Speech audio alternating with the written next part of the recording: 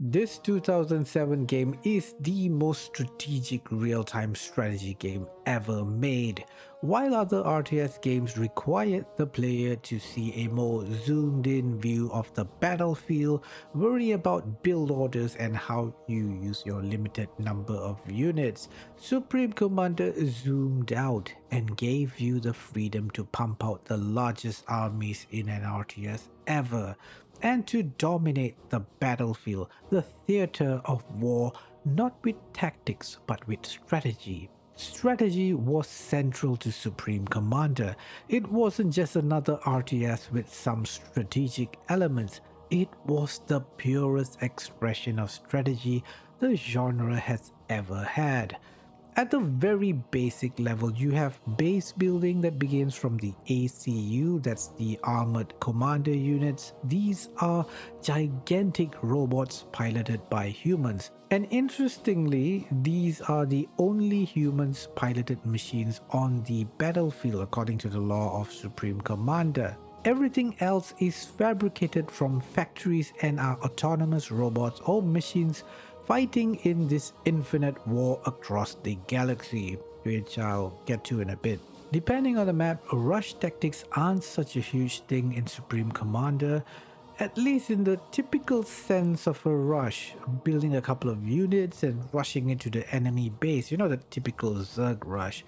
Since it would take quite a while to reach the enemy base, at least on land, the maps are huge as I said. Also, the ACU is a big boy that T1 units just wouldn't even make a dent. You're going to have to build a rather large army. There is the risky strategy of going air early in the hopes of making a surprise attack on the enemy base earlier. But that's not as common as rush tactics in other RTS games. Rush takes a slightly different perspective, a slightly different dimension in Supreme Commander, like going for a tactical missile to take out the enemy resources, or even sniping the enemy ACU, which is an instant win by the way, so you don't need to destroy every single thing to win in this game. It's still not like a fast rush, that Zerg rush I mentioned.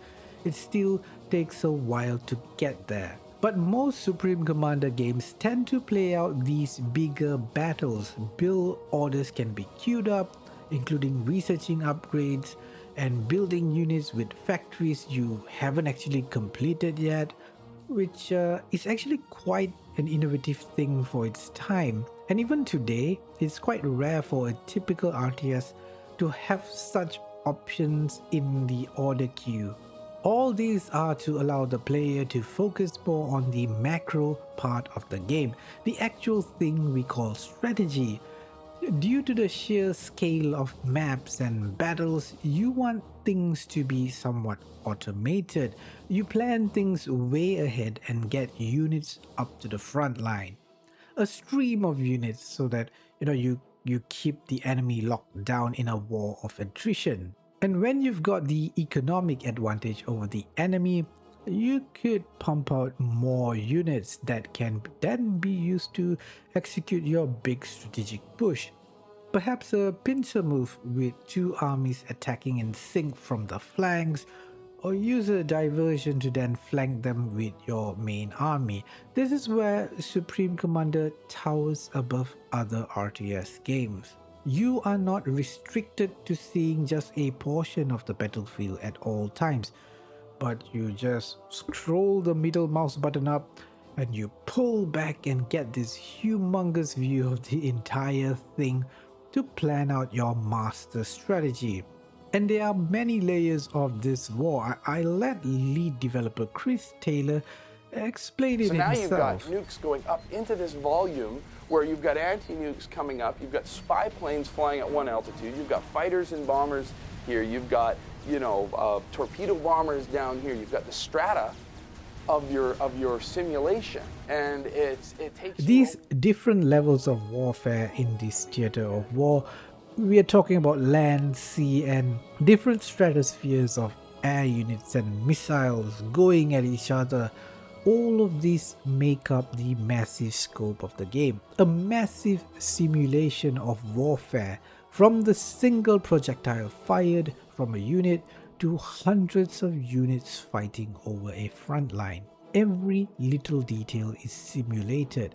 As Chris himself said, this is the ultimate battlefield playground for gamers. And making such a massive scope RTS would not work if they didn't have an economic system that does not serve that goal, to enable the player to continuously produce units. So unlike all other RTS games, Supreme Commander's resource system is less about the exact amount of resources you get and more about the rate of resources you are extracting. There's mass, which you extract using, well, mass extractors. Mass is the cost of building stuff, including your army. Energy is what powers your buildings. It means keeping the production of your army up and running. So when it comes to building expensive stuff, you just have to make sure you have enough mass and energy to sustain the construction of the building or units. The number stays green and you can happily continue to pump out units and reinforce your front line. This economic system is not something new though, it is a system inherited from Total Annihilation, a game Chris Taylor led the development of at Cave Dog Entertainment. He is attributed as the creator of Total Annihilation, and right after completing the expansion pack in 1998, he left Cave Dog to form Gas Powered Games, GPG, then released Dungeon Siege and Dungeon Siege 2, very popular Microsoft published action RPGs. I feel like they are a little underrated these days. And then released this magnum opus, which is Supreme Commander. It took GPG 9 years to finally release the game Chris Taylor always wanted to make. A bigger, bolder, massive war simulation game built from the foundations of Total Annihilation. This economic system the game used may seem simple on the surface, but once you take into account that there are tier 2 and tier 3 units which are way more expensive, going with mainly a tier 1 army does not cut it once you are much later in the game, especially against human opponents. Attacking up really puts a drain on your economy, so making sure you've built higher tier extractors and power generators would be key to building a more powerful army, including these massive experimental units. These are mega huge and powerful units that can turn the tide of battle. Or completely ruin your economy and allow the enemy to destroy you while your economy struggles to build a damn thing. Speaking of the experimental units, I need to talk about the factions in Supreme Commander, because unlike Total Annihilation's rather samey kind of vibe, Chris Taylor and team made it a goal to make very interesting factions with cool super weapons. The UEF are the military-like human faction that is about unifying humanity into the empire they once were, fighting off any rebels or troublemakers. The Cybrans are human-machine AI symbiotes created by the scientist Gustav Brackman. They just want independence. They are what I call the "why can't we just get along" sort of faction.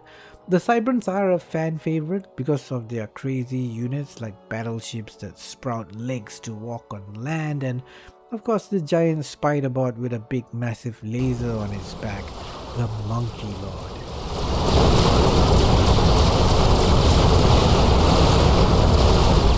Then we have the Aeon Illuminate. These are humans that are converts of a new religion introduced by the aliens, the Seraphim. They are the believers of the way. And what did the humans do? They killed the Seraphim. Now the Aeon are out to unite the humans by eradicating all non-believers, also out of vengeance. None of these factions seem like a clear good or bad guy. They all have their own morally grey thing going on. But this setting of the Infinite War, a war that went on for 1,000 years and fought on a massive scale across the galaxy using only robot armies, as I mentioned in the beginning, the only human or semi-human pilots the ACU. Supreme Commander opens on this premise that this is the time to end this infinite war. I think this was a fantastic setting to start us on this galactic scale three-sided war. Unique factions fit very interesting origin stories.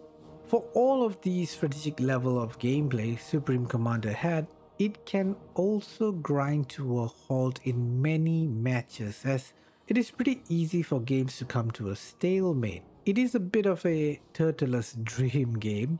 That's the strategy of just building up defenses and just defending your base, just countering everything thrown at you. As I said, Supreme Commander turns into a war of attrition rather quickly. You could counter everything the enemy throws at you almost perfectly, and anti-nukes for nukes, plenty of anti-air defense against bombers. Both sides could keep reinforcing the front line to rather ironically keep the infinite war going to infinity. Yeah, Supreme Commander games can drag on for more than an hour. I watched competitive matches back in the day where players had matches go for 1.5 hours or even more. And that's nothing. People are saying they've played matches that dragged on for multiple hours. Not really ideal for the competitive scene, but definitely something that fans of the game just love how hardcore and demanding Supreme Commander could get. It makes no apologies. This is also one of the reasons, not the only reason mind you, why Supreme Commander maybe didn't become huge in the competitive scene and not as mainstream as other RTS classics. The experimental units exist to break stalemates, but they're such an economic drain that most matches never really produce them. Supreme Commander was never balanced for esport. It wasn't built for that. I get it. It was built for the player who wants to think like a general. It was built for the player who wants to win wars, not just the battles. To look at the big picture and make huge sweeping maneuvers. Or shall I say, it was made for the player who wants to think like a Supreme Commander. This is why it is the most strategic RTS ever made. Now, it would be remiss for me not to mention the work that went into Forged Alliance, the expansion to Supreme Commander, which is the definite version of the game, at least in single player. Gas-powered games made some changes to resource producing structures and tweaked things to make it not so easy to turtle in a base, and it really encouraged players to expand more on the map. And since the official servers for the game shut down, the community has taken on the role to develop balanced patches and to support modding with Forged Alliance forever. That's the must-have if you want to try out multiplayer. Of course, making a video about Supreme Commander also gives me an opportunity to talk about this legend. Chris Taylor was such an awesome game designer that influenced so many people. He's just such a fun dude who gets very excited about his own game. And unlike, say, someone like Peter Molyneux, he doesn't overpromise, he doesn't make stuff up. So he genuinely comes across as being excited about what he's making. I'm a bit sad he isn't in games development anymore, at least from what I know. I heard that he's lecturing in universities now. So he's still having some impact on the industry, just in a more indirect way, teaching the next generation of developers. Chris, after Supreme Commander, definitely made some weird decisions, like what the hell was Supreme Commander 2? I mean, why reduce the scale of the game to make it more like a regular RTS in the sequel? He thought making it this way would make it more accessible to a mainstream audience.